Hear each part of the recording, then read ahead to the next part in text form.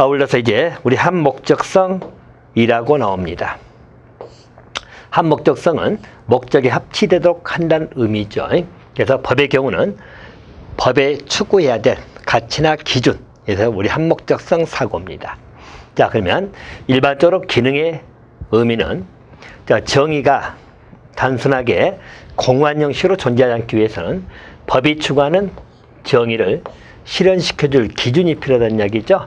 자, 그래서 그런 추상적인 정의를 구체화해가지고 법의 목적을 현실화시켜준 기능이 한목적성이다. 그렇게 봐두시면 될 것 같습니다. 자, 물론 이것은 이데올로기에 따라서 이념적인 변화가 있다는 거죠. 자, 과거 자유주의 국가는 개인의 자유가 최고다. 전체주의 국가는 민족이나 국가가 가장 최상위 가치다. 자, 현대 국가는 개인의 이익도 중요하고 전체 이익도 중요하죠. 조화를 이루어야 된다. 그래서 공공복리 증진이죠. 법의 이념으로 취행한다는 이야기죠. 그래서 시대에 따라서 좀 변할 수밖에 없는 그런 특징이 있다. 자, 정의하고 비교죠. 일반적으로 정의는 같은 건 같고 다른 건 다르게 취급하는 추상적 이념이라 나와 있죠. 그런데 한목적성은 같은 것과 같지 아니한 것을 구별해주는 구체적 기준. 그래서 그 구별 기준을 제시하는 구체적 기준이 한목적성이다 라고 봐두시면 되겠다. 그래서 일반적으로 정의라는 추상적 관념이 있고, 자, 이것을 실현시켜주는 한목적성 관념이 있다. 이렇게 비교해서 봐두시면 될 것 같습니다. 구체적 기준이 한목적성이다 라고 봐두시면 될 것 같습니다. 자, 나더브루 학자죠. 나더브루 학자가 한목적성에 관련돼 가지고 세 가지 관점을 주장했다. 나더브루의 세 가지 관점에 관한 것 하나 봐두시면 되겠고요. 자, 그 관점에 관한 것은 개인주의 관점이 있고, 또 단체주의 관점, 자, 그리고 문화주의 나오죠. 초인격주의라고 표현되는 겁니다. 자, 개인주의는 인간을 궁극적인 가치를 쓰는 것이고, 개인의 자유와 행복을 최대한 보장하라고 나와 있죠. 그래서 평균적 정의를 강조하는 거죠. 라고 받으시면 됩니다. 단체주의는 한마디로 이제 국가 등과 관련됐죠. 단체가 최고의 가치가 된다고 나와 있습니다. 그래서 개인의 가치는 단체의 가치보다 하이다.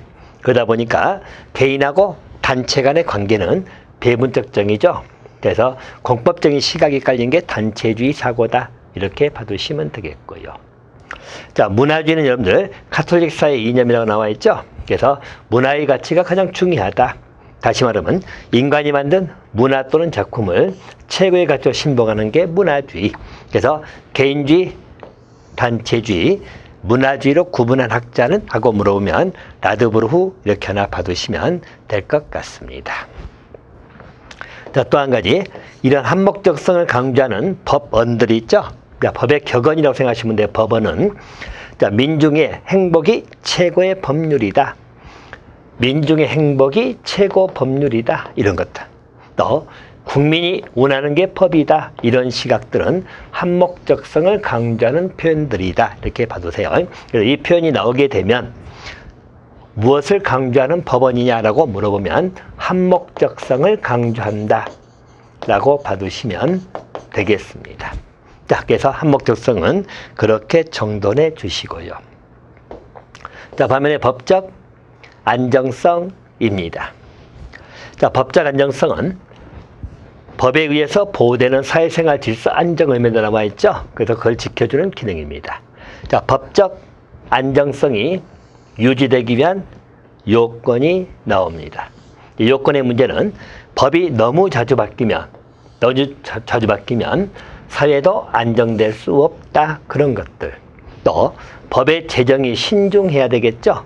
또 법의 내용이 명확해야 되고 실제로 실현 가능한 것이어야 됩니다. 그래야 법적 안정성을 추구할 수 있어요. 만약에 법의 내용이 명확하지 않아. 그러면 만약에 우리 사람이 존립하고 있으면 처벌한다. 이런 것은 존립이 어떤 의미냐. 그죠? 그런 것은 있을 수 없는 법이란 이야기예요. 또 실현 가능해야 돼요. 만약에 그렇지 않으면 법이 희화화되고 웃음거리가 되고 법의 신뢰성이 떨어지면 법적인 제도 틀은 무너질 수밖에 없다는 것이에요. 법적 안정성이 유지가 돼야 되고, 당연히 그래서 국민의 법의식하고 합치가 돼야 됩니다. 자, 그래서 그게 합치되지 못하면 법적 안정성이 무너질 수 있다라고 봐두시면 됩니다. 자, 그래서 법적 안정성을 강조하는 법원들이죠. 자, 이런 시각들은 주로 우리 사실적 측면을 강조하는 법 실증주의 학자들에 의해서 주로 주장되는 것들입니다. 그래서 법 실증주의 학자들은 일반적으로 실정법 중심이라고 말씀을 드렸죠. 그래서 실증주의라고 하는 것 자체가 실제로 증명되는 것만 고찰하겠다는 그런 이론들이고, 주로 이제 대륙법계에서 16, 7, 8세기부터 출발해서 19세기에 가장 왕성하게 활동했던 것이 법 실증주의인데요. 자, 일반적으로 거기에서 주장되는 법원들 중에 악법도 법이다, 이런 것들이죠. 그래서 악법도 법이다. 그래서 일반적으로 실정법은 지켜야 된다는 의미죠. 또 정의의 극치, 이것은 바로 부정의 극치다 라고 표현하는 것들. 또 정의롭지 못한 법이 무질서보단 낫다. 그래서 악법이 있는 게 더 낫지 법이 없는 것보다는 낫다. 그런 의미들. 그래서 이런 것들은 법적 안정성을 강조하는 법원들이다 라고 봐두시면 될 것 같습니다.